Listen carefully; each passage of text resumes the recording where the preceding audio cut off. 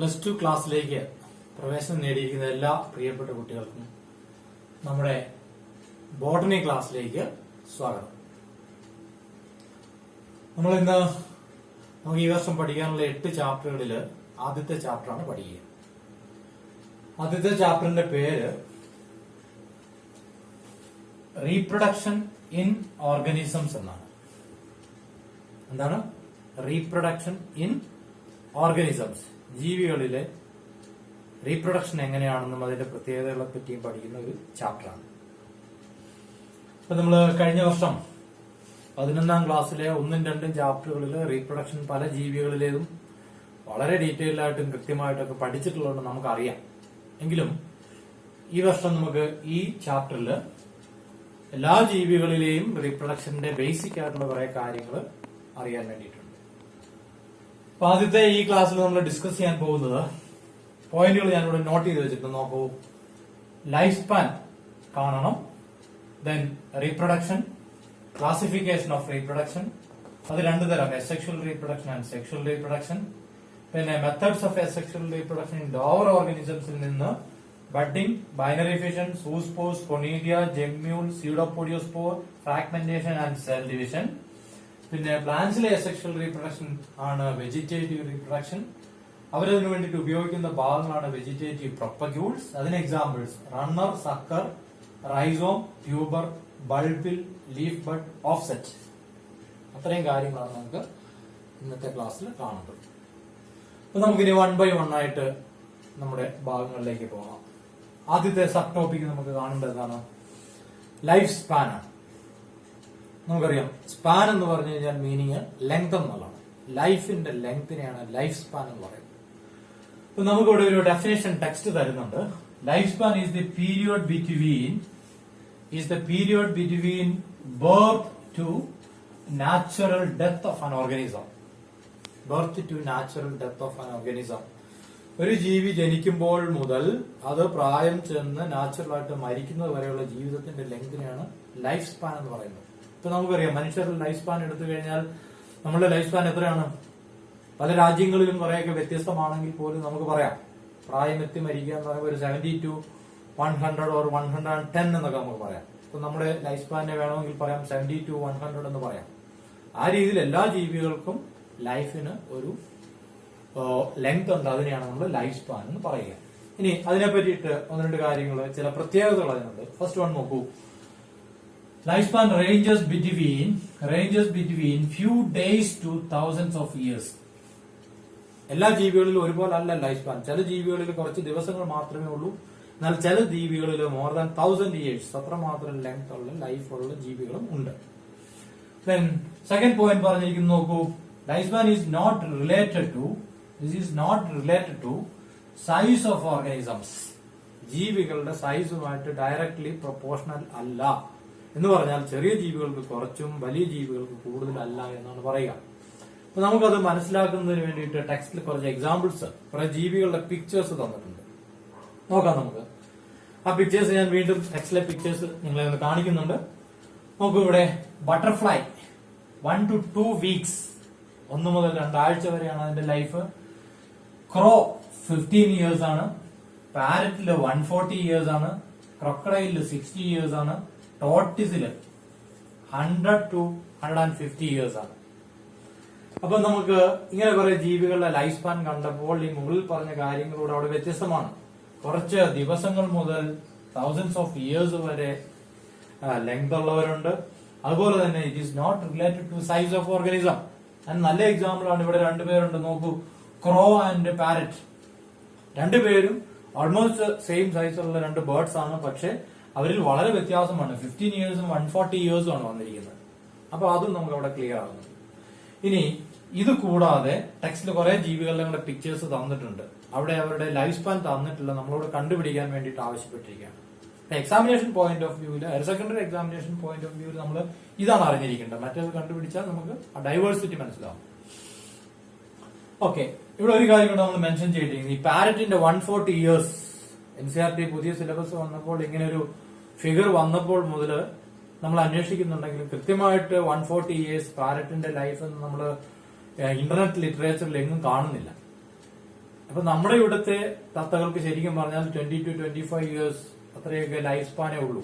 പക്ഷെ നമ്മൾ റെഫർ ചെയ്യുമ്പോൾ ചിലടത്ത് കാണുന്നുണ്ട്, ചില some species of parrots have more than 100 years life എന്ന് കാണുന്നുണ്ട്. അപ്പൊ നമ്മുടെ പാരറ്റ്സ് അല്ല ശരിക്കും ഉദ്ദേശിച്ചിരിക്കുന്നത്. ഓക്കെ, ദെൻ നെക്സ്റ്റ് പോയിന്റിലേക്ക് നമുക്ക് പോകാം. ഇതുമായിട്ട് ബന്ധപ്പെട്ട് പറഞ്ഞു നോക്കിക്കുക. No individual is immortal except unicellular organisms. Mortal എന്ന് പറഞ്ഞാൽ എന്താണ്? മരണം. ഇമ്മോർട്ടൽ എന്ന് പറഞ്ഞാൽ മരണമില്ല. നോ ഇൻഡിവിജ്വൽ ഈസ് ഇമ്മോർട്ടൽ എന്ന് പറഞ്ഞാൽ മരണമില്ലാത്ത ഒരു ജീവി പോലും ഇല്ല. എല്ലാ ജീവികളും ജനിച്ചാൽ മരിക്കും. എക്സെപ്റ്റ് ആരാണ്? യൂണിസെല്ലുലാർ ഓർഗാനിസംസ് എന്ന് പറഞ്ഞാൽ അതിന്റെ അർത്ഥം എന്താണ്? യൂണിസെല്ലുലാർ ഓർഗാനിസത്തിന് മരണമില്ല എന്നാണ് പറഞ്ഞിരിക്കുന്നത്. ബാക്കി എല്ലാവർക്കും മരണമാണ്. പക്ഷേ ആ ഒരു പോയിന്റ് നമ്മളൊന്ന് ചെക്ക് ചെയ്യേണ്ടിയിരിക്കുന്നു. എക്സെപ്റ്റ് എന്തുകൊണ്ടാണ്? Why we say unicellular organisms are immortal എന്ന് പറയാൻ കാരണം നോക്കാം നമുക്ക്. ബാക്ടീരിയം, ഒരു ബാക്ടീരിയയുടെ സെല്ല് എടുത്തു കഴിഞ്ഞാൽ അതൊരു യൂണിസെല്ലുലാർ ഓർഗാനിസം ആണ്. ആ ബാക്ടീരിയ റീപ്രൊഡ്യൂസ് ചെയ്യുന്ന സമയത്ത് അത് രണ്ടായിട്ട് ഡിവൈഡ് ചെയ്തിട്ട് 2 ഡോട്ടർ സെല്ലുകൾ ഉണ്ടാവുക ചെയ്യും. 2 ഡോട്ടർ സെല്ലുകൾ ഉണ്ടാവുകയും ചെയ്യും. അപ്പൊ അവര് വീണ്ടും ഇതുപോലെ തന്നെ റിപ്പീറ്റ് ചെയ്തുകൊണ്ടേയിരിക്കും. അപ്പൊ ഇതുകൊണ്ട് ഇവിടെ നോക്കൂ, ഈ ആദ്യം ഉണ്ടായിരുന്ന പേരന്റ് സെല്ലിന്റെ ഒരു പാർട്ട് തന്നെയാണ് നമ്മൾ ഇവിടെ കൊടുത്തിരിക്കുന്നത്. അതുപോലെ തന്നെ ഈ പാർട്ടാണ് ഇവിടെയും വന്നിരിക്കുന്നത്. അപ്പം ഒരു പേരന്റിന്റെ ബോഡി ഡയറക്റ്റ് ആയിട്ടും ഡോട്ടേഴ്സിന് ഹാൻഡ് ഓവർ ചെയ്യുന്നത് കൊണ്ടാണ് നമ്മൾ അവരെ ആ ഒരു പോയിന്റ് ഓഫ് വ്യൂവിൽ നമ്മൾക്ക് ഇമ്മോർട്ടൽ എന്ന് പറയാം. പക്ഷെ അത് എപ്പോഴും പൂർണ്ണമായിട്ട് ശരിയല്ല. ഒരു തരത്തിൽ നമ്മൾ നോക്കുമ്പോൾ കാണാം. കാരണം നമുക്ക് വരുന്ന ഡിസീസുകളിൽ ഒരു ഭാഗം ബാക്ടീരിയൽ ഡിസീസുകളാണ്. അപ്പൊ നമ്മൾ ബാക്ടീരിയൽ ഡിസീസ് വന്നാൽ ആന്റിബയോട്ടിക് കഴിക്കുമ്പോൾ ബാക്ടീരിയകളെ കൊല്ലുക ചെയ്യുന്നത്. അപ്പൊ ഈ ഒരു പർട്ടിക്കുലർ ബാക്ടീരിയ വേണമെങ്കിൽ ചത്തുപോവാം, ഈ ബാക്ടീരിയയും ചത്തുപോകാം, ഇതും വേണേൽ ചത്തുപോകാം.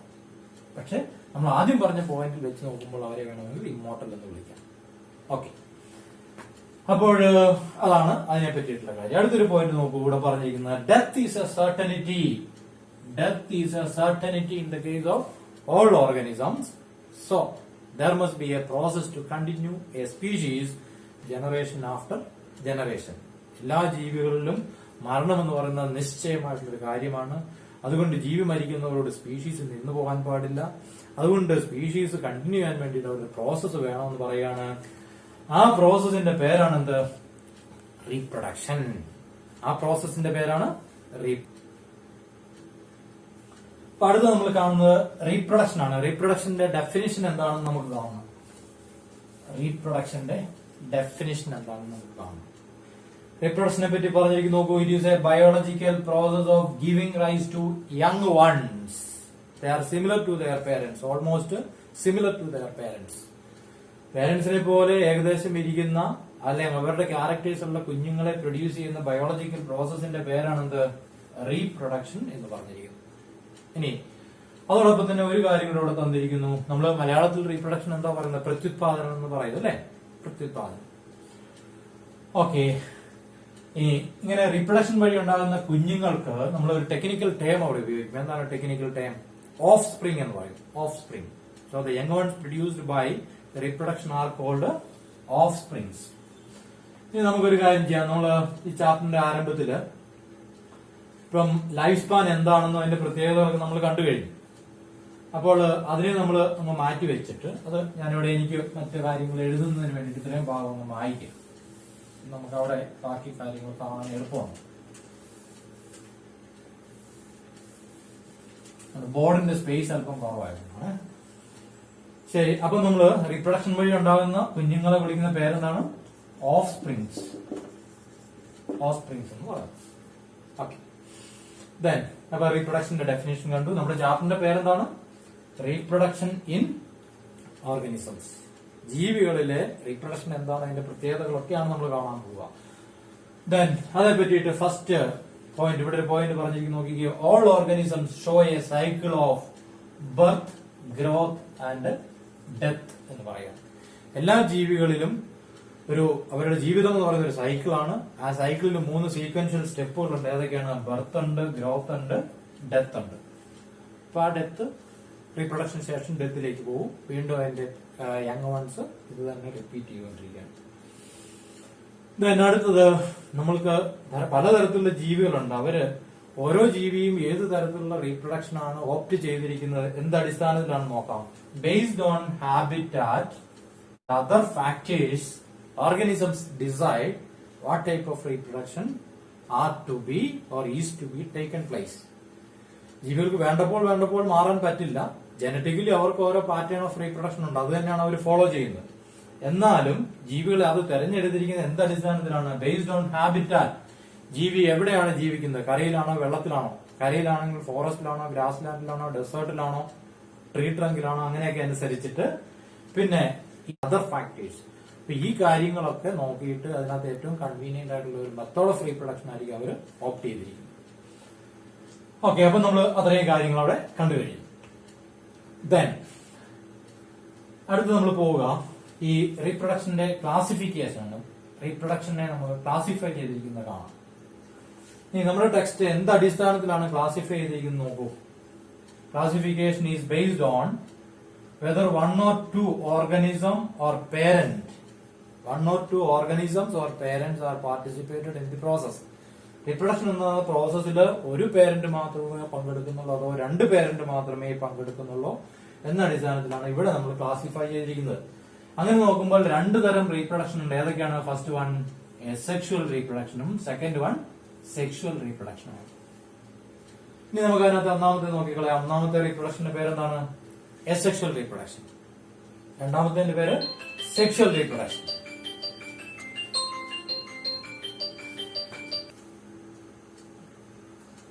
ഓക്കെ, ആദ്യം നമ്മൾ കാണുക അസെക്ഷുവൽ റീപ്രൊഡക്ഷൻ ആണ്. ഈ പേരിൽ തന്നെ ഒരു പ്രത്യേകത നോക്കൂ. Sexual reproduction and asexual reproduction. Sexual എന്ന് പറഞ്ഞാൽ sex is there, opposite sex will be there, sexual gametes and gametic fusion is there. Sex എന്ന് പറഞ്ഞാൽ നോ സെക്സ്, അവിടെ സെക്സ് ഓർഗൻസ് ഇല്ല, സെക്ഷുവൽ ഗമീറ്റ്സും ഇല്ല, ഗമീറ്റിക് ഫ്യൂഷൻ ഇല്ല. അതാണ് ശരിക്കും ബേസിക് ഡിഫറൻസ് എന്ന് പറയുന്നത്. എങ്കിലും നമ്മൾ ഇവിടെ എടുത്തിരിക്കുന്ന ക്രൈറ്റീരിയൻ അല്ലെങ്കിൽ പാരാമീറ്റർ എന്ന് പറയുന്നത് ഒരു പേരന്റിൽ നിന്നാണ് റീപ്രൊഡക്ഷൻ നടക്കുന്നത് അതോ രണ്ട് പേരന്റിൽ നിന്നാണ് റീപ്രൊഡക്ഷൻ നടക്കുന്നത് എന്നുള്ളതാണ്. അപ്പൊ നമ്മുടെ ടെക്സ്റ്റ് പറയുന്നത് asexual reproduction is the type of reproduction by a single parent with or without gamete formation but no gametic fusion. Gamete ഉണ്ടാവുകയോ ഉണ്ടാകാതിരിക്കുകയോ ചെയ്യാം, പക്ഷെ ഗമീറ്റിക് ഫ്യൂഷൻ ഇല്ലാതെ ഒരു പേരന്റിൽ നിന്ന് മാത്രം കുഞ്ഞുങ്ങൾ ഉണ്ടാകുന്ന പ്രോസസ്സിനെയാണ് എന്ത് പറയുക? അസെക്ഷുവൽ റീപ്രൊഡക്ഷൻ എന്ന് പറയുന്നത്. എന്നാൽ സെക്ഷുവൽ റീപ്രൊഡക്ഷനെ പറ്റി എന്താണ് ടെക്സ്റ്റ് പറഞ്ഞിരിക്കുന്നത്?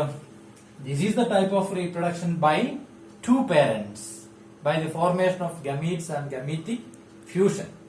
അങ്ങനെ രണ്ട് പേരന്റിൽ നിന്ന് ഓപ്പോസിറ്റ് സെക്സിലുള്ള രണ്ട് പേരന്റിന്റെ പാർട്ടിസിപ്പേഷനാണ് കുഞ്ഞുങ്ങൾ ഉണ്ടാകുന്നത്. അതിന് പറയുന്ന പേരാണ് സെക്ഷുവൽ റീപ്രൊഡക്ഷൻ എന്ന് പറയുന്നത്.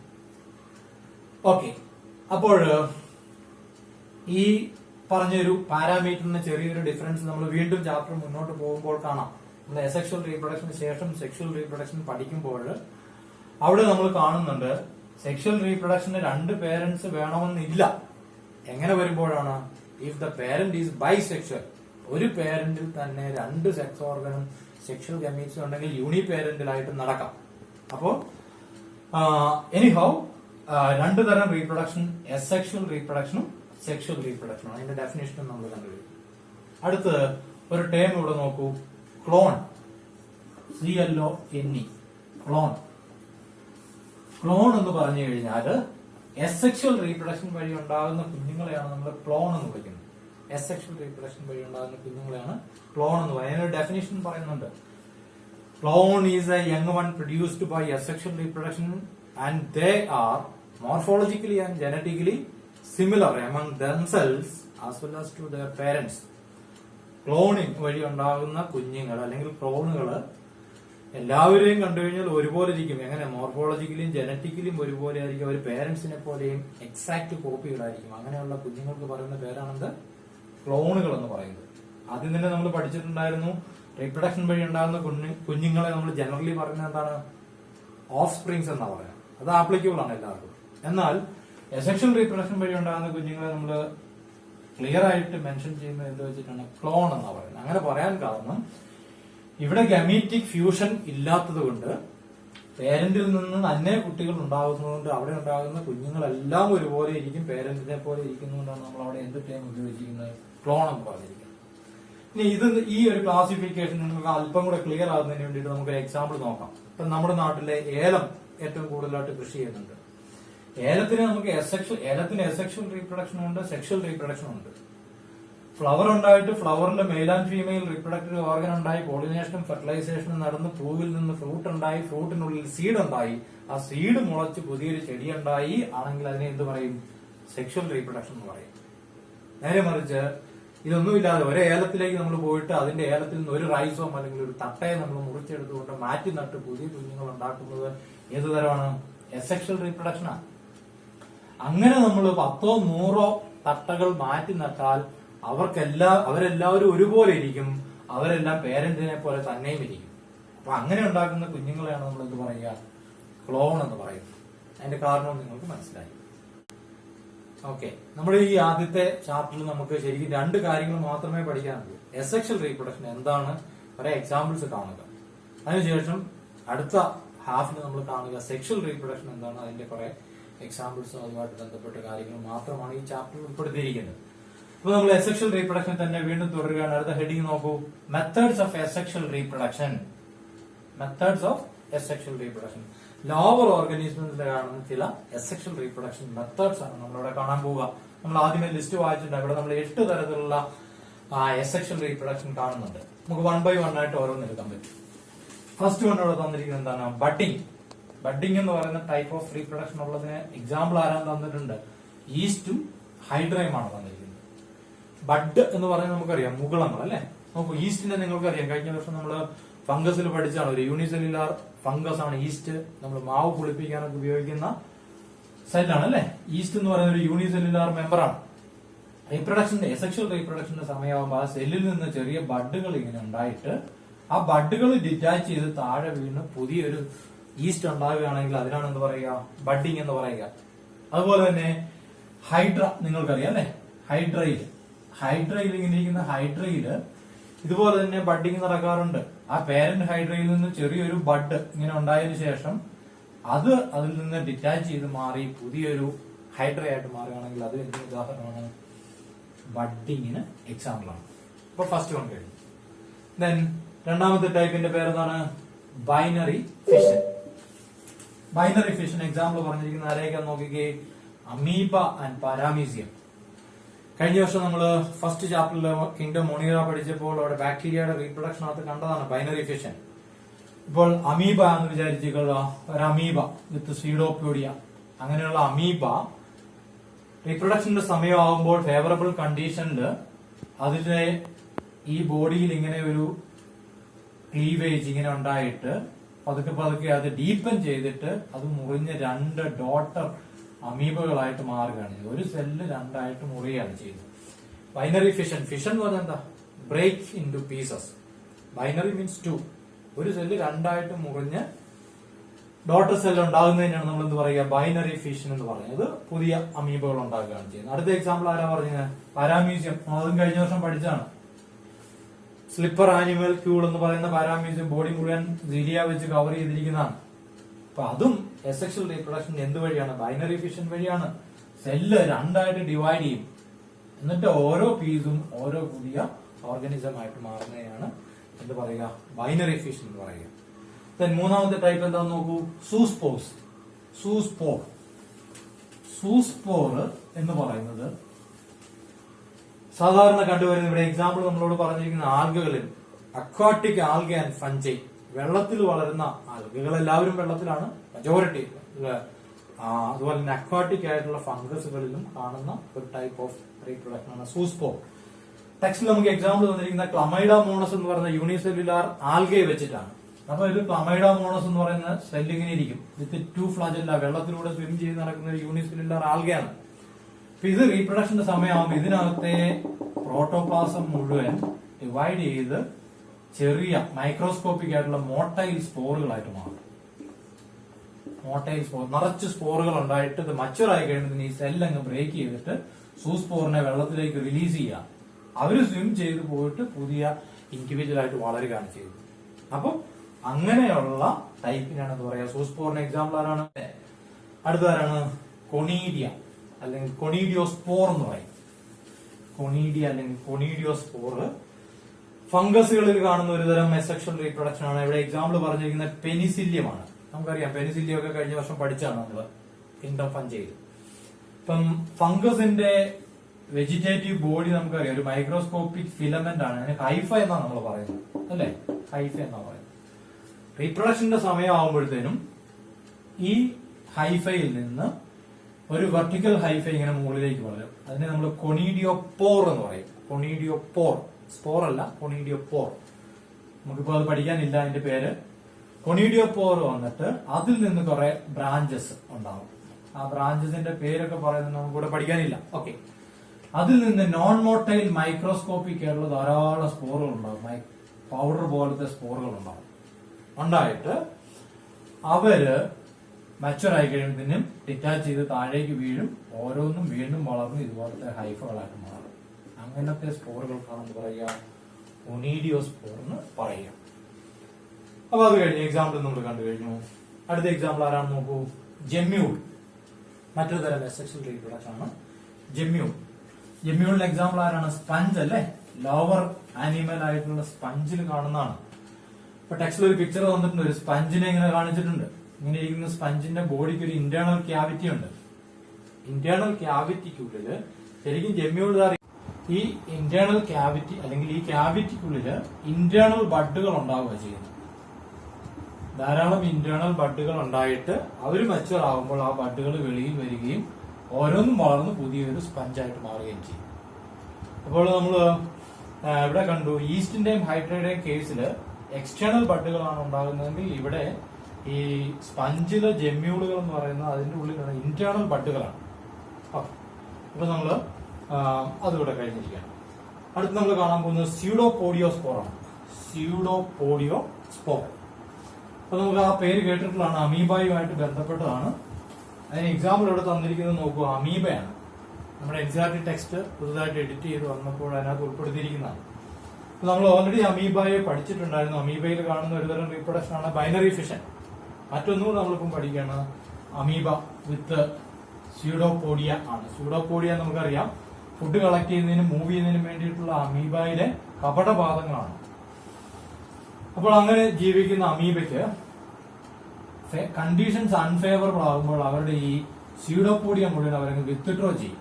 കണ്ടീഷൻസ് അൺഫേവറബിൾ ആകുമ്പോൾ സ്യൂഡോപോഡിയ മുഴുവൻ വിത്ത്ഡ്രോ ചെയ്തിട്ട് ഈ അമീബയ്ക്ക് ചുറ്റും 3 ലെയർ ഉള്ള ഒരു സിസ്റ്റം ഉണ്ടാകും. 3 ലെയർ, ഇതിന് ചുറ്റും 3 ലെയറുള്ള ഹാർഡ് ആയിട്ടുള്ള ഒരു സിസ്റ്റിംഗ് ഉണ്ടാകും. അപ്പൊ അതിനൊരു പേര് പറയാം. പ്രോസസിന്റെ പേരാണ് എൻസിസ്റ്റേഷൻ. എൻസിസ്റ്റേഷൻ. അൺഫേവറബിൾ കണ്ടീഷൻസ് വരുമ്പോൾ അമീബ സ്യൂഡോപോഡിയ വിത്ത്ഡ്രോ ചെയ്തിട്ട് അതിന് ചുറ്റും 3 ലെയറിൽ ഒരു സിസ്റ്റം അല്ലെങ്കിൽ വോൾ ഉണ്ടാക്കുന്നതിന് പറയുന്ന പേരാണ് എൻസിസ്റ്റേഷൻ. എന്നിട്ട് അത് അവിടെ വെയിറ്റ് ചെയ്തിട്ട് ഫേവറബിൾ കണ്ടീഷൻസ് വന്നു കഴിയുമ്പോൾ ഉള്ളിലെ പ്രോട്ടോപ്ലാസം മൾട്ടിപ്പിൾ ഫിഷൻ വഴി ഡിവൈഡ് ചെയ്ത് ധാരാളം സ്പോറുകൾ ഇതിനകത്തുണ്ടാവും. എന്നിട്ട് ഈ അമീബ ബ്രേക്ക് ചെയ്തിട്ട് ഈ സ്പോറുകൾ പുറത്തേക്ക് വന്നിട്ട് ഓരോന്നും വളർന്ന് വീണ്ടും പുതിയൊരു അമീബയായിട്ട് മാറുക ചെയ്യും. അപ്പൊ ഇങ്ങനെ ഈ എൻസിസ്റ്റേഷൻ നടന്നിട്ട് മൾട്ടിപ്പിൾ ഫിഷൻ നടന്ന് സ്പോറുകൾ ഉണ്ടായി സ്പോറുകൾ റിലീസ് ചെയ്യുന്ന ആ ടോട്ടൽ പ്രോസസ്സിനെ നമ്മൾ സ്പോറുലേഷൻ എന്നും കൂടെ പറയാറുണ്ട്. സ്പോറുലേഷൻ. അപ്പൊ ഇതിനകത്ത് ഏതാണ് സ്യൂഡോപോഡിയോസ്പോറുകൾ അമീബയിൽ ഉണ്ടാകുന്ന ഒരു ടൈപ്പാണ് നമ്മളിവിടെ പഠിക്കുന്നത്. അതിന്റെ ഒന്നാമത്തെ സ്റ്റേജിന്റെ പേരാണ് എൻസിസ്റ്റേഷൻ. അത് കഴിഞ്ഞിട്ട് ഡിവിഷൻ നടന്നിട്ട് അതിനകത്ത് സ്പോർ ഉണ്ടായി പുറത്തേക്ക് സ്പോറുകളെ വിടും. അവർ വളർന്ന അമീബയാവും. അപ്പൊ ഈ ടോട്ടൽ പ്രോസസ്സിന് പറയുന്ന പേരാണിത് സ്പോറുലേഷൻ എന്ന് പറയുന്നത്. അപ്പൊ നമ്മൾ കഴിഞ്ഞ് ഇനി 2 കൂടെയാണ് അവശേഷിക്കുന്നത്. ഫ്രാഗ്മെന്റേഷനും സെൽ ഡിവിഷനും. ഫ്രാഗ്മെന്റേഷനും സെൽ ഡിവിഷനും നമുക്ക് നോക്കാം. ഫ്രാഗ്മെന്റേഷൻ ഒക്കെ നമ്മൾ കഴിഞ്ഞ വർഷം പഠിച്ചതാണ്. ഫ്രാഗ്മെന്റ് എന്ന് പറഞ്ഞു കഴിഞ്ഞാൽ പീസ് എന്നാ മീനിങ്. എക്സാമ്പിൾ ആരാന്ന് നോക്കൂ. ഫ്രാഗ്മെന്റേഷന് ഹൈഡ്രയാണ്. നമ്മൾ ഹൈഡ്രയുടെ ഒരെണ്ണം ഓൾറെഡി പഠിച്ചതാണ്. ബഡിങ്ങിൽ കണ്ടിട്ടുണ്ടായിരുന്നു. ഇങ്ങനെ നിൽക്കുന്ന ഹൈഡ്ര ഇങ്ങനെ നിൽക്കുകയാണ്. ആ ഹൈഡ്രയുടെ ബോഡി ഫേവറബിൾ കണ്ടീഷൻസിന് പല ഫ്രാഗ്മെന്റ് ആയിട്ട് മുറിഞ്ഞ് വീഴുകയാണ്. ധാരാളം പീസസ് ആയിട്ട് മുറിഞ്ഞ് വീഴുകയാണ്. ഓരോ പീസും വളർന്ന് പുതിയൊരു ഹൈഡ്രയായിട്ട് മാറുക ചെയ്യും. അപ്പൊ അങ്ങനെ ഫ്രാഗ്മെന്റ് ആയിട്ട് മാറിയിട്ട് അത് പുതിയ ജീവികളായിട്ട് മാറുന്നതിനാണ് എന്ത് പറയുക? ഫ്രാഗ്മെന്റേഷൻ എന്ന് പറഞ്ഞിരിക്കുന്നത്. ആൻഡ് അതിനകത്ത് അവസാനമായിട്ട് പറഞ്ഞിരിക്കുന്നത് സെൽ ഡിവിഷൻ. എല്ലായിടത്തും സെൽ ഡിവിഷൻ ഉണ്ടെങ്കിലും ഇവിടെ നമ്മൾ ഒരു പോയിന്റ് അവിടെ പറയുന്നത് മൊണീറൻസിലും നമ്മൾ കഴിഞ്ഞ വർഷം ഫസ്റ്റ് ചാപ്റ്ററിൽ biological classification of the kingdoms ഒക്കെ പഠിച്ചപ്പോൾ ലോവർ കിങ്ഡം ആണ് മൊണീറായും പ്രോട്ടിസ്റ്റായും. അതിനകത്ത് പല ജീവികളും സിമ്പിൾ സെൽ ഡിവിഷൻ വഴിയും അസെക്ഷൽ റീപ്രൊഡക്ഷൻ നടത്താറുണ്ട്. ഇപ്പൊ നമ്മള് methods of asexual reproduction in lower organisms എല്ലാം ഇവിടെ കണ്ടു കഴിഞ്ഞു. നമ്മൾ 8 ടൈപ്പ് ഇവിടെ കാണുന്നുണ്ട്. ആ 8 ടൈപ്പിന് എക്സാമ്പിൾ ഏതൊക്കെ ജീവികളാണെന്ന് തരുന്നുണ്ട്. അതിന്റെയൊക്കെ പിക്ചേഴ്സ് ടെക്സ്റ്റിലുണ്ട്. അപ്പൊ നിങ്ങൾ കൃത്യമായിട്ട് കാണണം. പലപ്പോഴും നമ്മുടെ എക്സാമിന് ക്വസ്റ്റ്യൻ പേപ്പർ വരുന്നത് അല്ലെങ്കിൽ എൻട്രൻസ് എക്സാമിന് ഉൾപ്പെടെ ക്വസ്റ്റ്യൻസ് വരുമ്പോൾ ഈസ്റ്റിന്റെ ബഡ്ഡിങ്ങിന്റെ ഒരു പിക്ചർ അവിടെ തന്നിട്ട് പിക്ചർ മാത്രം തന്നിട്ട് identify the type of asexual reproduction എന്ന് പറയും. അല്ലെങ്കിൽ ആ പിക്ചർ തന്നിട്ട് ഇത് ഏത് ജീവിയിലാണ് നടക്കുന്നതെന്ന് ചോദിക്കും. അപ്പോൾ ചിലപ്പോൾ സൂസ്പോസ് ആയിരിക്കാം തന്നിരിക്കുന്നത്. അപ്പോൾ അങ്ങോട്ടും ഇങ്ങോട്ടും പിക്ചർ തന്നിട്ടും അല്ലാതെ സ്റ്റേറ്റ്മെന്റ് തന്നിട്ട് ഇത് ഈ ക്വസ്റ്റ്യൻസ് വരുന്ന ഇമ്പോർട്ടന്റ് ആയിട്ടുള്ള ടോപ്പിക്കാണ്. അപ്പോൾ ഇതെല്ലാം മെത്തേഡ്സ് ഓഫ് അസെക്ഷൽ റീപ്രൊഡക്ഷൻ ആണ്. ഇതുവഴി ഉണ്ടാകുന്ന കുഞ്ഞുങ്ങളെയൊക്കെ നമുക്ക് അപ്പൊ എന്ത് വിളിക്കാം? ക്ലോൺസ് എന്ന് വിളിക്കാം. അസെക്ഷൽ റീപ്രൊഡക്ഷൻ വഴി ഉണ്ടാകുന്ന കുഞ്ഞുങ്ങളെയൊക്കെ നമ്മൾ ക്ലോൺസ് എന്ന് വിളിക്കാം. അതിന്റെ കാരണവും നമ്മൾ പഠിച്ചു. ഓക്കെ, ദെൻ നമ്മൾ അടുത്ത ഭാഗത്തേക്ക് പോവാണ്. അടുത്ത കണ്ടോ, വെജിറ്റേറ്റീവ് റീപ്രൊഡക്ഷൻ ആണ്. ഇവിടെ നമ്മൾ ലോവർ ഓർഗാനിസംസിന്റെ അസെക്ഷൽ റീപ്രൊഡക്ഷൻ ആണ് കണ്ടത്. അടുത്ത് നമ്മൾ പോകുന്നത് പ്ലാന്റ്സിലേക്കാണ്.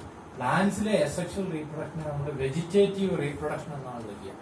അങ്ങനെ വിളിക്കാൻ കാരണം പ്ലാന്റിലെ അസെക്ഷൽ റീപ്രൊഡക്ഷൻ നടക്കുന്നത് വെജിറ്റേറ്റീവ് പാർട്ടായിട്ടുള്ള സ്റ്റെമ്മിൽ നിന്നോ ലീഫിൽ നിന്നോ ഒക്കെയാണ് പുതിയ ചെടികൾ ഉണ്ടാകുന്നത്. വെജിറ്റേറ്റീവ് പാർട്ടിൽ നിന്ന് ഉണ്ടാകുന്നതാണ് അതിനെ എന്ത് വിളിക്കുക? വെജിറ്റേറ്റീവ് റീപ്രൊഡക്ഷൻ എന്ന് വിളിക്കുന്നത്. ഇനി റീപ്രൊഡക്ഷന് മറ്റൊരു ടേമും കൂടെ ഉണ്ട്, പ്രൊപ്പഗേഷൻ എന്ന് പറയും. പ്രൊപ്പഗേഷൻ. അപ്പൊ വെജിറ്റേറ്റീവ് റീപ്രൊഡക്ഷനെ വേണമെങ്കിൽ നമുക്ക് എന്തെന്നും വിളിക്കാം? വെജിറ്റേറ്റീവ് പ്രൊപ്പഗേഷൻ എന്ന് വിളിക്കാം. ഇനി അപ്പൊ അത് കഴിഞ്ഞു അടുത്ത് നോക്കൂ, വെജിറ്റേറ്റീവ് പ്രൊപ്പഗ്യൂൾ. നമുക്കറിയാം ചെടികളിലേക്ക് നമ്മൾ നടാൻ ഉപയോഗിക്കുന്ന വെജിറ്റേറ്റീവ് പാർട്ട് ഉണ്ടല്ലേ. കപ്പയാണെങ്കിൽ തണ്ട് മുറിച്ച് നടും, ചേമ്പ്, ചേന, ഇഞ്ചി, മഞ്ഞളൊക്കെ നമ്മൾ അതിന്റെ വെജിറ്റേറ്റീവ് പാർട്ടുകളാണ് നടാൻ വേണ്ടിയിട്ട് ഉപയോഗിക്കുന്നത്. അപ്പൊ ചെടികളുടെ നടാൻ വേണ്ടിയിട്ട് ഉപയോഗിക്കുന്ന വെജിറ്റേറ്റീവ് പാർട്ടുകളെയാണ് ഇത് പറയുക വെജിറ്റേറ്റീവ് പ്രൊപ്പഗ്യൂൾസ്. അപ്പൊ വെജിറ്റേറ്റീവ് പ്രൊപ്പഗ്യൂൾസ് വെച്ചിട്ടാണ് ഇത് വെജിറ്റേറ്റീവ് പ്രൊപ്പഗേഷൻ അല്ലെങ്കിൽ വെജിറ്റേറ്റീവ് റീപ്രൊഡക്ഷൻ നടത്തുക.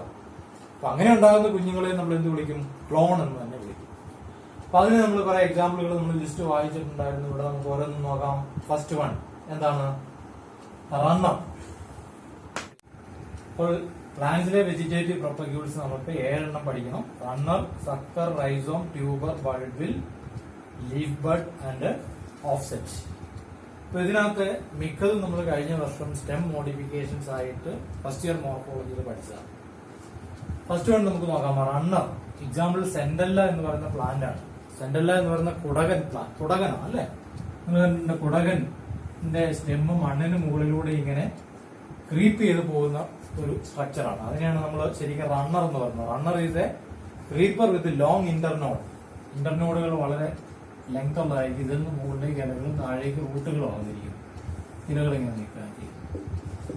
അപ്പോൾ ഇങ്ങനെയുള്ള പുതിയ ക്രീപ്പറുകൾ വീണ്ടും ഇങ്ങനെ ഉണ്ടാവുകയും അത് ഓരോന്നും പുതിയ ചെടിയായിട്ട് ഇങ്ങനെ മാറുകയും ചെയ്യുന്ന ആ ടൈപ്പ് ഓഫ് റീപ്രൊഡക്ഷൻ ആണ് റണ്ണർ എന്ന് പറയുന്നത്. റണ്ണർ ഏത് ചെടിയിലാണ് കാണുക?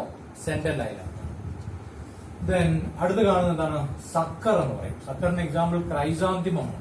ക്രൈസാന്തിമം നമ്മൾ ജമന്തി എന്ന് പറയുന്ന ചെടിയാണ് അല്ലെ. ക്രൈസാന്തിമത്തില് നോക്കൂ, ജമന്തി എന്ന് പറയുന്ന ക്രൈസാന്തിമം ചെടി ഇങ്ങനെ നിൽക്കുകയാണെങ്കിൽ അതിന്റെ ഇത് സോയിൽ ലെവലാണ്. സോയിൽ ലെവലാണെങ്കിൽ ഇത് റൂട്ട് ഇവിടെ നിൽക്കുകയാണ്. അപ്പം സ്റ്റെമ്മിന്റെ ഒരു അണ്ടർഗ്രൗണ്ട് ബ്രാഞ്ച് മണ്ണിനടിയിലൂടെ ഹൊറിസോണ്ടൽ ആയിട്ട് അല്പ ദൂരം വളർന്നിട്ട് അത് മുകളിലേക്ക് ഇങ്ങനെ ഒബ്ലിക് ആയിട്ട് വളർന്ന് ഷൂട്ടായിട്ട് മാറി ഇവിടെ നിന്ന് വേരുകളും വന്ന് പുതിയൊരു ചെടിയായിട്ട് മാറുന്നതിനാണ് സക്കർ എന്ന് പറയുന്നത്. അപ്പൊ സക്കർ കാണുന്നത് ഏത് ചെടിയിലാണ്? ക്രൈസാന്തിമത്തിലാണ്. ദെൻ അടുത്ത് നമുക്ക് കാണേണ്ട ഏതാണ്? റൈസോം ആണ് അല്ലെ. റൈസോമിന് എക്സാമ്പിൾ ആരാണ്? ടെക്സ്റ്റ് പറഞ്ഞിരിക്കുന്നത് ജിഞ്ചർ ഉണ്ട്, ടർമറിക് ഉണ്ട്, ബനാനായും ഉണ്ടെന്നാണ് പറഞ്ഞിരിക്കുന്നത്. അതിനെപ്പറ്റി നമുക്ക് നോക്കാം. റൈസോമം നമ്മൾ പഠിച്ചാണ് അണ്ടർഗ്രൗണ്ട് സ്റ്റെം മോഡിഫിക്കേഷൻ അല്ലേ. ജിഞ്ചർ നിങ്ങൾക്കറിയാം. ജിഞ്ചർ നമ്മളിങ്ങനെ ഇരിക്കുകയാണെങ്കിൽ ജിഞ്ചറിന്റെ ബ്രാഞ്ചസ് ഇങ്ങനെ ഇരിക്കുന്നു അല്ലേ, ഇങ്ങനെ ഇരിക്കുന്നു. അതിൽ നിന്ന് ഇതെല്ലാം നോഡുകളാണ്. ഓരോ നോഡിലും ആക്സിലറി ബഡ് ഉണ്ട്. അതിൽ നിന്ന് അഡ്വന്റീഷ്യസ് റൂട്ടുകളൊക്കെ വന്നിട്ടുണ്ട്. അപ്പൊ അണ്ടർഗ്രൗണ്ട് സ്റ്റെം മോഡിഫിക്കേഷൻ ആണ് റൈസോം. ഇനി ആ റൈസോം വെച്ചിട്ടാണ് അതിൽ നിന്നാണ് പുതിയ ചെടികൾ ഉണ്ടാകുന്നത്. ആരിലൊക്കെയാണ്? ജിഞ്ചറിലും അതെ ടർമറിക്കിലുമാണ്. ഇനി ടെക്സ്റ്റിനകത്ത് ബനാന കൂടി റൈസോമിന് എക്സാമ്പിൾ ആയിട്ട് നമ്മൾ പറഞ്ഞിട്ടുണ്ട്. ഇനി ബനാനയുടെ അണ്ടർഗ്രൗണ്ട് സ്റ്റെം എന്ന് പറഞ്ഞിരിക്കുന്നത് റൈസോം ആണോ അതോ മറ്റേതെങ്കിലും ടൈപ്പ് ആണോ എന്ന് നമ്മൾ ഒന്നുകൂടെ ചെക്ക് ചെയ്യേണ്ടതായിട്ടുണ്ട്. എനിക്ക് ടെക്സ്റ്റ് അനുസരിച്ചിട്ട് ഇത് മൂന്നും ഇതിന്റെ മൂന്നിന്റെയും വെജിറ്റേറ്റീവ് പ്രൊപ്പക്യൂൾ എന്താണ്? റൈസോം. ദെൻ അടുത്തതിലേക്ക് നമ്മൾ പോവുകയാണ്. ഏത്? ട്യൂബറാണ്, സ്റ്റെം ട്യൂബർ. എക്സാമ്പിൾ ഏത് ചെടിയാണ്? പൊട്ടറ്റോ. പൊട്ടറ്റോ പ്ലാന്റിലെ വളരെ രസകരമായിട്ടുള്ള ഒരു വെജിറ്റേറ്റീവ് പ്രൊപ്പക്യൂൾ ഉണ്ടാകും. നമ്മൾ കഴിഞ്ഞ വർഷം പഠിച്ചു. ഇതിപ്പം പൊട്ടറ്റോ പ്ലാന്റ് ഇങ്ങനെ നിൽക്കുകയാണ്, സോയിൽ ലെവലാണ്, താഴെ റൂട്ട് ഇങ്ങനെ നിൽക്കുന്നുണ്ട്, മുകളില് ബ്രാഞ്ചസിൽ ഇലകളും ഇങ്ങനെ നിൽക്കുന്നുണ്ട്. അപ്പോൾ ഒരു അണ്ടർഗ്രൗണ്ട് ബ്രാഞ്ച്, സ്റ്റെമ്മിന്റെ ഒരു ബ്രാഞ്ച് മണ്ണിനടിയിലൂടെ ഇങ്ങനെ പോയിട്ട് ധാരാളം ബ്രാഞ്ചുകൾ ഇങ്ങനെ പോകും. അതിന്റെ അഗ്രഭാഗം സെല്ല് ചെയ്ത് അതിനകത്ത് ഫുഡ് സ്റ്റോർ ചെയ്യുമ്പോഴാണ് അത് ട്യൂബർ ഉണ്ടാകുന്നത്. ലീഫിലെ ഫോട്ടോസിന്തറ്റിക് ഫുഡ് ഇതിലെ വന്നിട്ട് ഇതിനകത്ത് കൊണ്ട് സ്റ്റോർ ചെയ്ത് വെക്കുക ചെയ്യുന്നത്. നമ്മൾ വലിയൊരു പൊട്ടറ്റോയെ നമ്മൾ എടുത്തു കഴിഞ്ഞാൽ പൊട്ടറ്റോയുടെ സർഫസിൽ കാണുന്ന കുഴികളെ നമ്മൾ ഐ എന്നാ പറയുന്നത്, പൊട്ടറ്റോയുടെ കണ്ണെന്നാ പറയുന്നത്. അപ്പൊ ഈ ഐയിലെല്ലാം ആക്സിലറി ബഡുകളുണ്ട്. ഈ ആക്സിലറി ബഡുകളെല്ലാം മുളച്ച് വീണ്ടും പുതിയ ചെടിയായിട്ട് മാറുക ചെയ്യുന്നത്. അപ്പൊ അതിനാണ് നമ്മൾ സ്റ്റെം ട്യൂബ് എന്ന് പറയുന്നത്. ദെൻ അടുത്തത് ഏതാണ്? ബൾബിൽ എന്ന് പറയുന്നത്. ബൾബിൽ, ബൾബല്ല ബൾബിൽ. എക്സാമ്പിൾ ഏത് ചെടിയാണ്? അഗേവ്. അഗേവ് നിങ്ങൾ കണ്ടിട്ടുണ്ടാവും. പലതരം അഗേവ് ഉണ്ട്. ഒരു കൈത പോലെ നിൽക്കുന്ന ഒരു ചെടിയാണ് അഗേവ്. നമ്മുടെ കൈത പോലെ നിൽക്കുന്ന ഒരു വലിയ ചെടിയാണ്. അപ്പൊ അഗേവിന്റെ പ്രത്യേകത അത് മോണോകാർപ്പിക് ആണ്. ലൈഫിൽ ഒരിക്കൽ മാത്രമേ പൂക്കൾ ഉണ്ടാവുള്ളൂ. ഇത് 5, 6, 8 വർഷം സ്പീഷീസ് അനുസരിച്ചിട്ട് വളർന്നതിന് ശേഷം ആ ജീവിതത്തിന്റെ അവസാനമാകുമ്പോൾ വലിയൊരു പൂക്കല ഉണ്ടാവും. എന്നിട്ട് അതിൽ നിറച്ചും പൂമൊട്ടുകൾ ഇങ്ങനെ ഉണ്ടാകുക ചെയ്യും. നിറച്ചും പൂമൊട്ടുകൾ ഉണ്ടായിട്ട് ഈ പൂമൊട്ടുകൾ സെക്ഷൽ റീപ്രൊഡക്ഷന് വേണ്ടിയിട്ടുണ്ടാകുന്നതാണ്. ആ പൂമൊട്ടുകളിൽ ഒന്നും പോളിനേഷനും ഫെർട്ടിലൈസേഷനും നടക്കാതെ ഓരോ പൂമൊട്ടും നമ്മുടെ ഒണിയന്റെ ബൾബ് പോലെ ചെറിയൊരു ബൾബ് പോലത്തെ സ്ട്രക്ചറായിട്ട് അതിൽ നിന്ന് ഇങ്ങനെ ഇലകൾ ഉണ്ടായിട്ടുണ്ട്. എന്നിട്ട് ഈ ഫ്ലവർ ബഡുകളെല്ലാം സെക്ഷൽ റീപ്രൊഡക്ഷൻ ഫെയിലായ ഈ ഫ്ലവർ ബഡുകളെല്ലാം ഇതുകൊണ്ട് ചെറിയ ബൾബുകളായിട്ട് മാറിയിട്ട് അതിന്റെ ചുവട്ടിലും ചെറിയ റൂട്ട്സും ഉണ്ടാവും. ഇത് മുഴുവൻ കൊഴിഞ്ഞ് താഴേക്ക് വീഴുക ചെയ്യുന്നു. ഓരോന്നും നിലത്ത് വീണിട്ട് ജെർമിനേറ്റ് ചെയ്ത് പുതിയൊരു ചെടിയായിട്ട് മാറുക ചെയ്യും.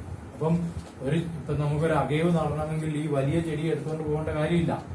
ഇതിന്റെ ഫ്ലവറിങ് നടന്നു കഴിഞ്ഞാൽ നമ്മളവിടെ വെയിറ്റ് ചെയ്ത് കഴിഞ്ഞാൽ 1, 2 മാസത്തിനുള്ളിൽ പൂമട്ടുകൾ മുഴുവൻ ആരായിട്ട് മാറും?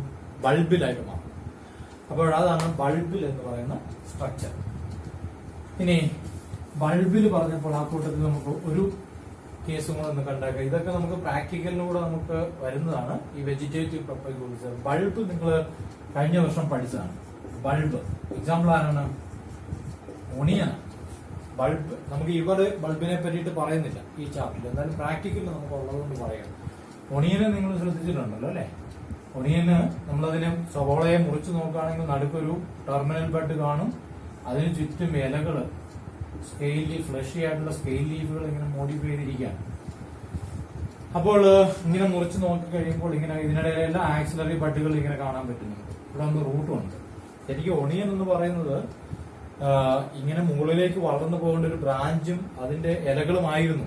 അപ്പൊ അത് ഇന്റർനോഡുകളെല്ലാം കണ്ടൻസ് ചെയ്ത് പോയിട്ടുണ്ടായിരുന്ന ഒരു അണ്ടർഗ്രൗണ്ട് സ്റ്റെം മോഡിഫിക്കേഷൻ ആണ്. സവോളയുടെ മുറിച്ച് കഴിയുമ്പോൾ നമ്മുടെ അടിയിൽ ഈ കാണുന്ന മോഡിഫൈഡ് സ്റ്റെം ആണ്, ഈ കാണുന്നതെല്ലാം മോഡിഫൈഡ് ലീഫാണ്. അപ്പം ഒണിയൻ എന്ന് പറയുന്ന സ്ട്രക്ചറിനെ നമുക്ക് എന്ത് പറയാം? ബൾബ് എന്നാണ് അതിന്റെ പേര്. അത് നമുക്ക് ഈ ചാപ്റ്ററിൽ തിയറിയിൽ പഠിക്കാനില്ല, പക്ഷെ പ്രാക്ടിക്കലിൽ നമുക്കത് വരുന്നുണ്ട്. അപ്പം ബൾബും ബൾബിനും തമ്മിൽ മാറി പോകേണ്ട ആവശ്യം ഇല്ല. ഓക്കെ, അടുത്ത ആരാന്ന് നോക്കൂ. മറ്റൊരു വെജിറ്റേറ്റീവ് പ്രൊപ്പക്യൂൾ ആണ് ലീഫ് ബഡ്. ചെടി ആരാണ്? ബ്രയോഫില്ലം, ഇലമുളച്ചി എന്ന് പറയുന്ന ചെടിയാണ്. അവിടെ ഇലയിലുണ്ടാകുന്ന ബഡുകളാണ്. ബ്രയോഫില്ലത്തിന്റെ തന്നെ പല സ്പീഷീസുകളുണ്ട്. അപ്പൊ അതിന്റെ ലീഫ് ഇങ്ങനെ ഉണ്ടാകുകയാണെങ്കിൽ ഇത് ലീഫാണെന്ന് വിചാരിക്കുക. ഈ ലീഫിന്റെ മാർജിനിൽ നിന്നെല്ലാം ഇങ്ങനത്തെ ചെറിയ മുകുളങ്ങൾ അല്ലെങ്കിൽ ബഡുകൾ ഉണ്ടായിട്ട് അവരെല്ലാം കൊഴിഞ്ഞ് താഴേക്ക് വീണിട്ട് ഓരോന്നും പുതിയൊരു ചെടിയായിട്ട് വളരും. അതിനാണ് ലീഫ് ബഡ് എന്ന് പറയുന്നത്. ദെൻ അടുത്ത ആരാണ്? ഓഫ്സെറ്റ്. ഒരു പ്രത്യേക തരത്തിലുള്ള ഒരു വെജിറ്റേറ്റീവ് പ്രൊപ്പക്യൂൾ ആണ് ഓഫ്സെറ്റ്. ഏത് ചെടിയിലാണ് കാണുക? ഐക്കോർണിയ എന്ന് പറയും.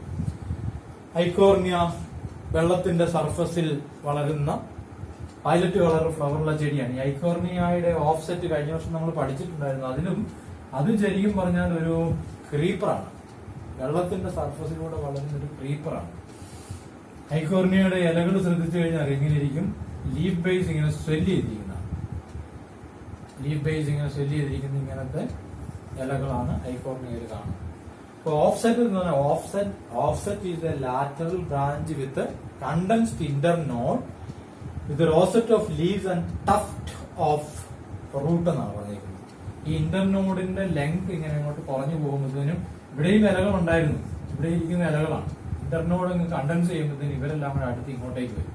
അപ്പൊ ഇലകളുടെ ഒരു ഗ്രൂപ്പ് ഇവിടെ ഇങ്ങനെ ഉണ്ടാവുകയും അവിടെ നിന്ന് റൂട്ടും ഉണ്ടാവും. അങ്ങനെ ഇന്റർനോഡ് കണ്ടൻസ് ചെയ്തുണ്ടായിരിക്കുന്ന ഒരു കൂട്ടം ഇലകളും റൂട്ടും ചെയ്യുന്ന സ്ട്രക്ചറിനാണ് ഓഫ്സെറ്റ് എന്ന് പറയുന്നത്. വെള്ളത്തിൽ പൊങ്ങിക്കിടക്കുന്ന ഐക്കോർണിയയിലാണ് ഓഫ്സെറ്റ് കാണുന്നത്. അതിൽ നിന്ന് പുതിയ ചെടികൾ ഉണ്ടാവും. അപ്പൊ അതും ഒരു വെജിറ്റേറ്റീവ് പ്രൊപ്പഗ്യൂള് ആണ്. ഓക്കെ, ദെൻ ഐക്കോർണിയയെ പറ്റിയിട്ട് പറഞ്ഞു കഴിഞ്ഞാൽ നമുക്ക് ഐക്കോർണിയ നോക്കൂ. ഐക്കോർണിയെ പറ്റി ഇതിന് മറ്റു ചില പേരുകളുണ്ട്. വാട്ടർ ഹയാസിന്ത് എന്ന് വിളിക്കും, ടെറർ ഓഫ് ബംഗാൾ എന്ന് വിളിക്കും, സ്കോർജ് ഓഫ് വാട്ടർ ബോഡി എന്ന് വിളിക്കും. വാട്ടർ ഹയാസിന്ത് എന്ന് വിളിക്കാൻ കാരണം അസ്പെരാഗേസിയ ഫാമിലിയിൽപ്പെട്ട ഹയാസിന്തസ് എന്ന് പറയുന്ന ഒരു ചെടിയുണ്ട്. നമ്മുടെ ലില്ലി ചെടി പോലെ ഇരിക്കും. അതിനും ബൾബസ് ആയിട്ടുള്ള ലീഫ് ബേസ് ആണുള്ളത്. അതിന് രൂപസാദൃശ്യമുള്ളതുകൊണ്ടാണ് ഇതിനെ വാട്ടർ ഹയാസിന്തസ് എന്ന് വിളിക്കുന്നത്.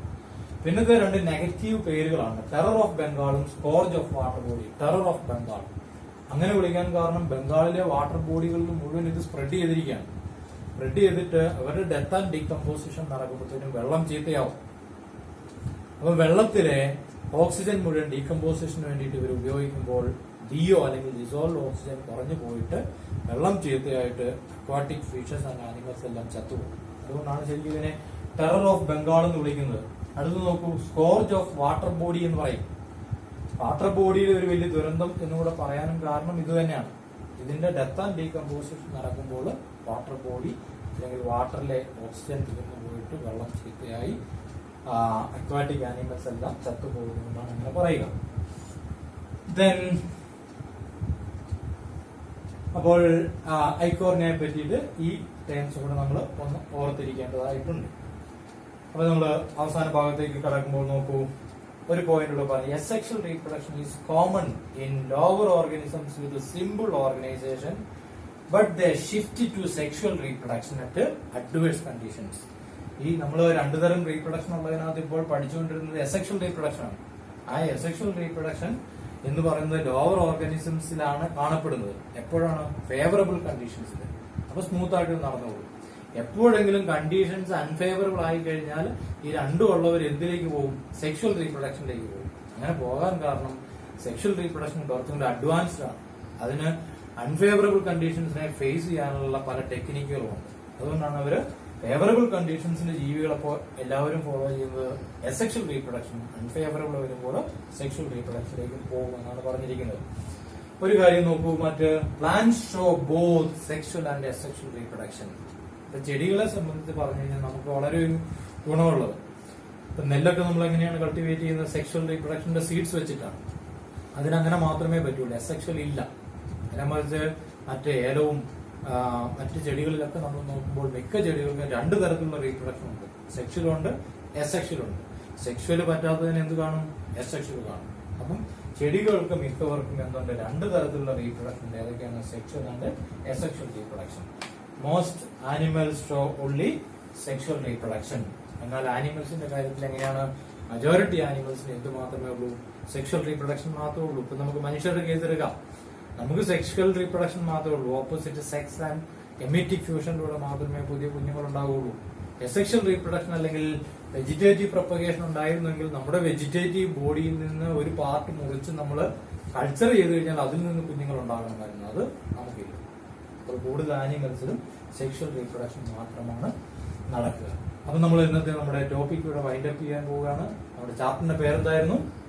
Reproduction in organisms. അതിനകത്ത് നമ്മൾ കവർ ചെയ്ത ടോപ്പിക്കുകൾ ആദ്യം ലൈഫ് സ്പാൻ കണ്ടു, അതെന്താണ് അതിന് കുറെ എക്സാമ്പിൾസ് ഒക്കെ കണ്ടു. പിന്നെ നമ്മൾ റീപ്രൊഡക്ഷന്റെ ഡെഫിനിഷൻ കണ്ടു, അതിന്റെ പ്രത്യേകതകൾ കണ്ടു, റീപ്രൊഡക്ഷന്റെ ക്ലാസിഫിക്കേഷൻ കണ്ടു. രണ്ടു തരമുണ്ട്, അസെക്ഷൽ റീപ്രൊഡക്ഷനും സെക്ഷൽ റീപ്രൊഡക്ഷനും. അസെക്ഷൽ റീപ്രൊഡക്ഷൻ വഴി ഉണ്ടാകുന്ന കുഞ്ഞുങ്ങളെ നമ്മൾ വിളിക്കുന്ന പേരാണ് ക്ലോൺ. അതിന്റെ കാരണം എന്താണെന്ന് നമ്മൾ കണ്ടു. സെക്ഷൽ റീപ്രൊഡക്ഷന്റെ ഡെഫിനേഷൻ കണ്ട് നമ്മൾ അതവിടെ സ്റ്റോപ്പ് ചെയ്തിരിക്കുകയാണ്. ഇനി നമ്മൾ അടുത്ത സെക്ഷനിലാണ് സെക്ഷൽ റീപ്രൊഡക്ഷനെ പഠിക്കുന്നത്. പിന്നെ നമ്മൾ അങ്ങോട്ട് പോയി അസെക്ഷൽ റീപ്രൊഡക്ഷന്റെ മെത്തേഡ്സ് ഇൻ ലോവർ ഓർഗാനിസംസിന് ആദ്യം നമ്മൾ 8 എണ്ണം കണ്ടു. 8 തരത്തിലുള്ള അസെക്ഷൽ റീപ്രൊഡക്ഷനും അത് ഏതൊക്കെ ജീവികളിലാണെന്നുള്ള എക്സാമ്പിൾ നമ്മൾ കണ്ടു. ദെൻ അടുത്തത് എന്താണ്, പ്ലാന്റ്സിലെ അസെക്ഷൽ റീപ്രൊഡക്ഷൻ അല്ലെങ്കിൽ വെജിറ്റേറ്റീവ് റീപ്രൊഡക്ഷനിലേക്ക് നമ്മൾ വന്നു. അതിനകത്ത് ചെടികള് പ്രൊപ്പഗേറ്റ് ചെയ്യാൻ വേണ്ടിയിട്ട് ഉപയോഗിക്കുന്ന ആ വെജിറ്റേറ്റീവ് പാർട്ടുകളുടെ പേരാണ് വെജിറ്റേറ്റീവ് പ്രൊപ്പഗ്യൂൾ. ഉദാഹരണം, കപ്പ നടാൻ വേണ്ടിയിട്ട് ഉപയോഗിക്കുന്ന നമ്മൾ കപ്പയുടെ തണ്ട് മുറിച്ച് നടുകയാണ്. ആ തണ്ടിന്റെ ആ സ്റ്റെം കട്ടിങ്ങിനെയാണെന്ന് പറയുക വെജിറ്റേറ്റീവ് പ്രൊപ്പഗ്യൂൾ എന്ന് പറയുന്നത്. അപ്പൊ അതിന് ഉദാഹരണങ്ങൾ പല ചെടികളിലെ നമ്മൾ 7 ടൈപ്പ് കണ്ടു. ഓരോ ചെടികൾ ഏതൊക്കെയാണ് എക്സാമ്പിൾസ് എന്ന് കണ്ടു. ഇനി നമുക്ക് നമ്മുടെ ഈ ടെക്സ്റ്റിൽ തന്നിരിക്കുന്ന ഈ പിക്ചേഴ്സ് കൂടെ ഒന്ന് കാണാം. ഇത് നോക്കൂ, ഇവിടെ കാണുന്നതാണ് നമ്മൾ ലൈഫ് സ്പാനിന് വേണ്ടിയിട്ട് ജീവികളുടെ എല്ലാം പിക്ചേഴ്സ് തന്നിരിക്കുന്നുണ്ട്. അതിനകത്ത് ക്രോയുടെ കണ്ടോ 15 ഇയേഴ്സ് തന്നിരിക്കുന്നു. എന്നാൽ കൗവിൻ്റെ നമ്മളോട് കണ്ടുപിടിക്കാൻ പറഞ്ഞിരിക്കുകയാണ്. അതുപോലെ തന്നെ ഇവിടെ നമ്മൾ ഈസ്റ്റിലെ ബഡ്ഡിങ് ഇവിടെ കാണാം. അമീബയിലെ ബൈനറി ഫിഷൻ കാണാം. അതുപോലെ തന്നെ ക്ലമൈഡോമോണസിലെ സൂസ്പോർസ് കാണാം. ഹൈഡ്രയിലെ ബഡ്ഡിങ് കാണാം. പെൻസിലത്തിലെ കൊണീഡിയം കാണാം. സ്പഞ്ചിലെ ജെമ്മ്യൂൾ കാണാം. പ്ലാന്റ്സിലേക്ക് വന്നു കഴിഞ്ഞാൽ അഗേവിൻ്റെ ബൾബിൽ കാണാം. പൊട്ടറ്റോയുടെ ട്യൂബർ കാണാം. ജിഞ്ചറിൻ്റെ റൈസോം കാണാം. പ്രയോഫില്ലത്തിൻ്റെ ലീഫ് ബഡ് കാണാം. അതുപോലെ തന്നെ ഐക്കോർണിയയുടെ ഓഫ്സെറ്റും കാണാം. നമ്മുടെ ഇന്നത്തെ ക്ലാസ് ഇവിടെ അവസാനിപ്പിക്കുകയാണ്. അക്കൂട്ടത്തിൽ ടെക്സ്റ്റ് നമ്മളോട് ഒരു ചോദ്യം ചോദിക്കുന്നുണ്ട്. ഷുഗർ കെയിനിലും അതുപോലെ തന്നെ ഡാലിയയിലും എങ്ങനെയാണ് വെജിറ്റേറ്റീവ് റീപ്രൊഡക്ഷൻ നടക്കുന്നത്? അതിനെ പറ്റിയിട്ട് നിങ്ങളൊന്ന് ആലോചിക്കുക. അപ്പോൾ നമ്മുടെ ഈ ടോപ്പിക്ക് നിങ്ങൾ കൃത്യമായിട്ട് അതിന്റെ പോയിന്റുകളിൽ നോട്ട് ചെയ്ത് നന്നായിട്ട് പഠിക്കുക. Thank you.